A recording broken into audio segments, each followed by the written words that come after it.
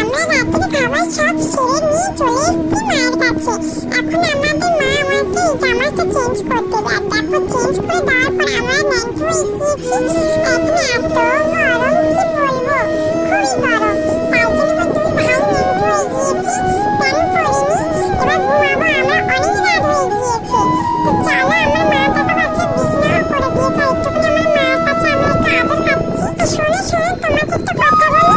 বলো কি বলবে? না একদম দুষ্টুমি না, আস্তে বাবু আস্তে। আমাদের কত সুন্দর বিছানা করতে চাই, আমাদের বিছানাটা এত নরম যে কি বলবো। আমি পুরো বসে পড়েছি, দেখো দেখো। আর এদিকে দেখো ভাইও চুপ বসে পড়েছে। মা যখন ঘুম পাড়ে আমি একটু দুষ্টুমি করতে দেখতে ভালো লাগছে গো বন্ধুরা।